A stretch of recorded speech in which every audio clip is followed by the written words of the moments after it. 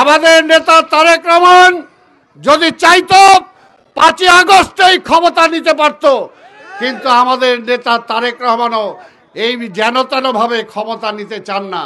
তিনি জনগণের ম্যান্ডেট নিয়েই ক্ষমতা নিতে চান এবং জনগণ বিএনপির পক্ষেই আছে। আমাদের নেত্রী বেগম খালেদা জিয়া ক্ষমতা চাইলে অনেক আগেই ক্ষমতা নিতে পারতেন।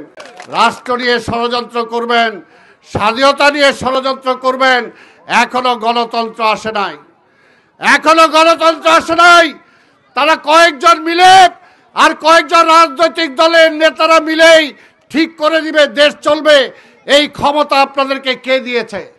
এই অধিকার আপনাদের কে দিয়েছে? আপনারা জনগণের কাছে যেতে ভয় পান। আমরা তো জানি না জনগণ কাকে রায় দিবে, বিএনপিকে দিবে না কাকে দিবে, জনগণ জানে।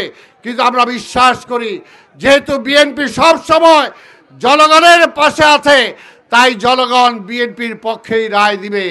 এটাই হলো তাদের ভয়। তাই তারা জনগণের কাছে যাইতে চায় না, বলে আমরা ঠিক করছি, এটাই আইন। কে দিছে অধিকার? যে কেউ যদি কোর্টে যায় চ্যালেঞ্জ করে, তাহলে এই সমস্ত আইন ফাইন কিছুই টিকবে না। তখন দেশটা কোথায় যাবে? আজকে বলতেছেন গণভোট, পরিষ্কার বলতে চাই, সীমান্তের ওই পার থেকে হাসিনা শুনবে কিনা জানি না, কিন্তু মোদি শুনবে। মোদি শুনবে আমরা জানি। কাজেই ষড়যন্ত্র করে লাভ নাই।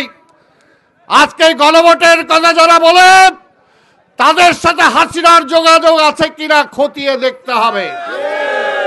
কারণ এই গণভোটে যদি শেখ হাসিনা ওইখান থেকে বলে দেয়, তার দলের, তার অনুগত, তার সহচর যারা আছে তাদেরকে যদি বলে দেয় যে তোমরা সব যাবা আর নায়ের পক্ষে ভোট দিবা, তখন দেশটার কি অবস্থা হবে?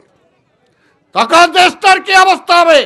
একদিকে অর্থনীতির কথা চিন্তা করে, আরেকদিকে ষড়যন্ত্রের কথা চিন্তা করে আমরা বলেছি একই দিনে গণভোট আর নির্বাচন হোক। কাজে আমরা এই দাবি আবার ব্যক্ত করছি। এটা দেশের স্বার্থে, দেশের মানুষের স্বার্থে।